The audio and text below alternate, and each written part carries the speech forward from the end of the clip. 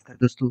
Stock market studies में फिर से एक बार आपको बहुत बहुत स्वागत है। तो आज मैं फिर से आपके सामने कुछ इंपॉर्टेंस कंपनी का अपडेट शेयर करने वाला हूँ, क्योंकि मार्केट कुछ दिनों से देखा जाए तो कंटिन्यूसली अप एंड डाउन के मोमेंटम में जर्नी कर रहा है। एक दिन अप जर्नी में है और दूसरा दिन डाउन साइड जर्नी में है। तो इस तरीके से सिचुएशन में कंटिन्यूसली मार्केट काम कर रहा है। तो इस टाइम में जितने सारे small cap and mid cap type company होते हैं तो उसका हालत बिगड़ जाता है, क्योंकि मार्केट में अगर नेगेटिव सेंटीमेंट क्रिएट हुआ तो उस time small cap and mid cap companies के ऊपर भी एक भारी भरकम नुकसान झेलना पड़ता है। तो बहुत सारे दोस्तों का कमेंट्स भी है जिसके ऊपर मैं आज बात करूंगा। कौन सा कंपनी है, चलो एक एक करके देख लेते हैं। फर्स्ट जो कंपनी है जिसका नाम है रेलटेल। तो RailTel corporation of India limited. तो RailTel corporation of India limited के बारे में बात करूं तो सबसे पहले इस कंपनी के ऊपर टेक्निकली चार्ट पैटर्न्स के बारे में चर्चा करूंगा। देखिए, कंपनी इसके ऊपर बहुत अलग अलग लेवल्स बना था। जिस लेवल को जब ब्रेकआउट किया तो एक लंबा जर्नी देखने को मिले। जैसे यहाँ पे देखेंगे तो कंपनी इसके ऊपर एक शानदार तरीके से एक रेंज क्रिएट हुआ। इस रेंज करने के बाद यहाँ पे क्या हुआ, ब्रेकआउट हुआ। और ब्रेकआउट होने के बाद देखिए फिर से जर्नी हुआ। और मैंने आपको ये भी बताया कि नेक्स्ट टाइम फिर से अगर कोई रेंज क्रिएट करे और उसको ब्रेकआउट करे तो मैं फिर से एंट्री लूंगा। तो फाइनली क्या हुआ, देखिए यहाँ पे एक रेंज क्रिएट हुआ, ब्रेकआउट हुआ। ब्रेकआउट होने के बाद ब्रेकआउट के ऊपर कोई क्लोजिंग नहीं दिया, तो क्लोजिंग देता तो मैं जरूर एंट्री लेता।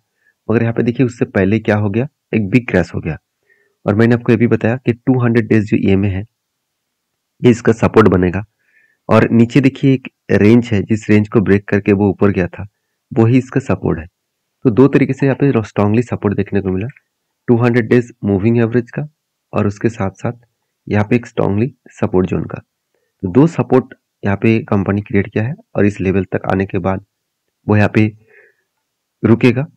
उसके बाद यहाँ से वो बाउंस बैक कर सकते हैं। तो इतनी सारे बात मैं आपको क्यों बता रहा हूँ, क्योंकि देखिए जब भी कोई, मैं पहले बोल चुका हूँ, जब भी कोई small cap mid cap type company के ऊपर आप काम कर रहे हैं तो आपको एक चीजों को ध्यान रखना होगा कि अभी उस फिलहाल उस कंपनी के ऊपर हालत क्या है और मार्केट करेक्शन होने के बाद इसका हालत किस तरीके से बनने वाला है उसके ऊपर भी आपको याद रखना होगा। तो फिलहाल के लिए देखा जाए तो कंपनी का जो परफॉर्मेंस है उस वो परफॉर्मेंस तो ठीक ठाक है।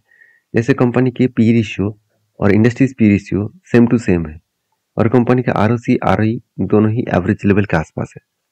और कंपनी के जो पी रेशियो है उसके बारे में चर्चा करूं तो कंपनी के अभी हाई पी रेशियो कितना है, 76। और कंपनी के करंट पी रेशियो कितना है, 54 के आसपास। तो कंपनी का टोटल जो एवरेज पीरियड से निकल कर रहा है कितना, 23। इसका मतलब वैल्यूएशन के हिसाब से कंपनी का वैल्यूएशन थोड़ा सा हाई है और हाई वैल्यूएशन के टाइम में कंपनी के ऊपर एक करेक्शन मोमेंटम देखने को मिल जाते हैं। बाकी इस कंपनी के ऊपर एज ए इन्वेस्टर आप ध्यान से इस चीजों को देखना। एज ए इन्वेस्टर क्या कर रहा है, कंपनी के ऊपर म्यूचुअल फंड लगातार बाई कर रहे थे और जब जब बाई किया हाई वॉल्यूम के साथ, जैसे सितंबर में हाई वॉल्यूम के साथ बाई किया, दिसंबर में भी हाई वॉल्यूम के साथ बाई किया और फरवरी मंथ में छोटे मोटे क्वांटिटी के साथ बाई किया। बाकी अक्टूबर और नवंबर और जनवरी इस तीनों मंथ में अच्छा खासा यहाँ पे सेल ऑफ किया गया। तो इसका मतलब बाई और सेल का जो सिचुएशन है वो इस तरीके से कुछ देखने को मिले हैं। बाकी इस कंपनी के ऊपर आप एक चीज को नोटिस करना कि कंपनी के ऊपर जो बैलेंस शीट है वहाँ पे कंपनी के जो बोरिंग्स है, मतलब कर्जा जो है वो ना के बराबर है, मगर कंपनी का जो रिजर्व है बहुत शानदार तरीके से ग्रोथ हो रहा है। और company CWIP working capital sorry capital working in process, मतलब कुछ कैपिटल कंपनी ऑनगोइंग प्रोसेसिंग में काम पे लगा चुके हैं पैसे को, जो 217 करोड़ के आसपास है। तो मेरे हिसाब से बेस्ट तरीके से कंपनी का परफॉर्मेंस यहाँ पे देखने को मिला है। मार्केट जब फिर से रिकवरी होना स्टार्ट हो जाएगा फिर से इस कंपनी भी भागना स्टार्ट कर देंगे। बाकी आपके क्या ओपिनियन है जरूर कमेंट्स करके बताना। फिलहाल के लिए मैं इस कंपनी के ऊपर कोई भी ट्रेड लेने के लिए नहीं सोच रहा हूँ। जब ट्रेड बनेगा तो मैं आपके साथ जरूर शेयर करूंगा। और एक डेटा आपको दिखा दूं, देखिए यहाँ पे जो RSI है, RSI के बारे में थोड़ा सा बात कर लेता हूँ। RSI में जो सिचुएशन अभी देखने को मिला, अभी इसको देखेंगे तो देखिए RSI ऑब्वियसली 30 के लेवल के टच कर चुका है। यहाँ पे जो RSI के जो टचिंग पीरियड है वो 29.63 हो चुके थे, 29.63 देखने को मिला। तो ये जो RSI का जो करेक्शन हुआ है, इस करेक्शन जगह पे अगर 200 डेज EMA के नीचे अगर इस लेवल देखने को मिलता तो मैं जरूर यहाँ पे कुछ क्वांटिटी ऐड करता। तो फिलहाल के लिए मैं इंतजार करूंगा, अगर 200 डेज मूविंग एवरेज के नीचे आए और RSI भी इसको टच करे तो एक एंटी लेवल फिर से बन सकता है। तो बाकी क्या आपकी राय है जरूर कमेंट्स करना। नेक्स्ट जो कंपनी है उसका नाम है, आप देख सकते हैं, फिनोटेक्स केमिकल्स लिमिटेड। देखिए फिनोटेक्स केमिकल लिमिटेड के ऊपर एक शानदार तरीके से ट्रेड बना था, कुछ इस तरीके से ट्रेड बना था, कुछ कप विथ हैंडल पैटर्न्स का ट्रेड बना। तो पहले कप बना और हैंडल बना, तो कप विथ हैंडल पैटर्न्स बनने के बाद फाइनली यहाँ पे ब्रेकआउट हुआ।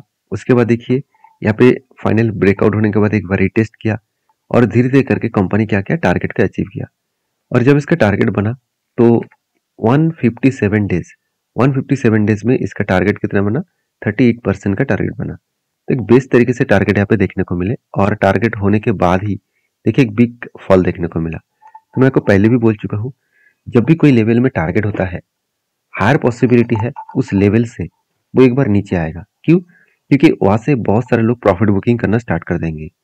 मजेदार बात यही है कि कंपनी का जो लाइफ टाइम हाई है, उसी लाइफ टाइम हाई के ऊपर इसका टारगेट था। तो जब भी इसको टारगेट का अचीव किया, एक बार तो प्रॉफिट बुकिंग बनना था, दूसरी बात मार्केट में भी एक सेलिंग प्रेशर है, तो दोनों एक साथ जुड़ गया, तो जिसके चलते एक बिग सेल अप पॉइंट्स यहाँ पे देखने को मिले। बाकी यहाँ पे कंपनीज के ऊपर जो फाइनेंशियल डेटा है उसके बारे में चर्चा करूँ तो कंपनी का वैल्यूएशन आपको ठीक ठाक दिखेगा। और कर्जे के बारे में बात करूँ तो कंपनी टोटली जीरो डेप्ट कंपनी है, ये सबसे एक प्लस पॉइंट है। क्योंकि देखिए अगर बैलेंस शीट को मैं चेक करूँ तो कंपनी के रिजर्व बढ़ता चले गए और कंपनी का बोरिंग्स कम होता चला गया। पहले 8 करोड़ था, वो घट के आज 2 करोड़ हो चुके हैं। और 2 करोड़ का जो कर्जा है वो कंपनी इजीली कभी भी किसी भी हाल में मिटा सकते हैं। क्यों? क्योंकि कंपनी के हाथ में जो कैश है करीबन 51 करोड़ के आसपास है। और कंपनी का देखिए शॉर्ट टर्म में भी कोई लोन नहीं है और लॉन्ग टर्म में भी कोई लोन नहीं है। तो एक अच्छी कंपनी का निशानी होते हैं।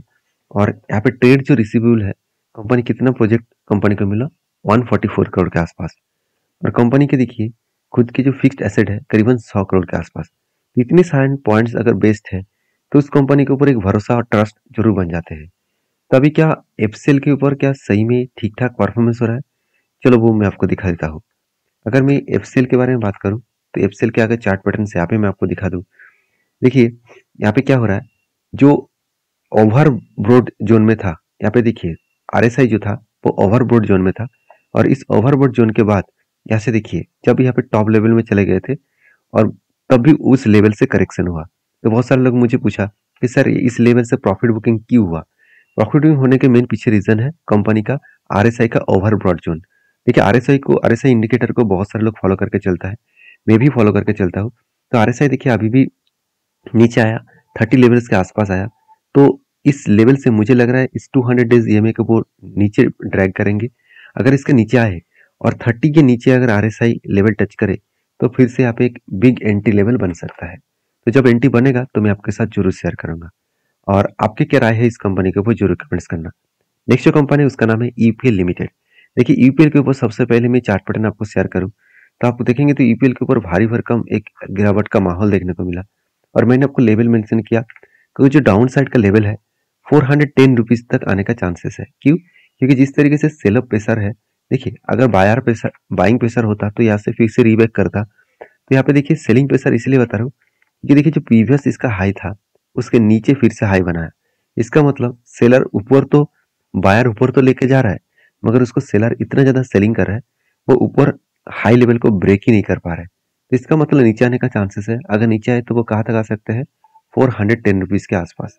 अभी यही यूपीएल के अगर मैं चार्ट पैटर्न के बारे में बात करूं तो यूपीएल के जो सिचुएशन अभी बनता हुआ देखने को मिले, देखिए आरएसआई क्या हुआ था, आरएसआई नीचे लेवल को टच किए थे। तो नीचे लेवल के टच किए थे मतलब यहाँ पे देखिए 30 के नीचे आया था। कहाँ तक आया था, यहाँ पे आरएसआई जो है वो 20 रुपीज के आसपास आया था।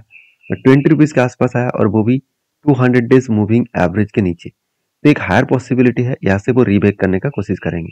मगर दिक्कत यही है कि मैंने इस जगह पे जरूर एंट्री लेता और मैंने ट्रेड इसीलिए नहीं लिया, उसके पीछे एक रीजन भी है।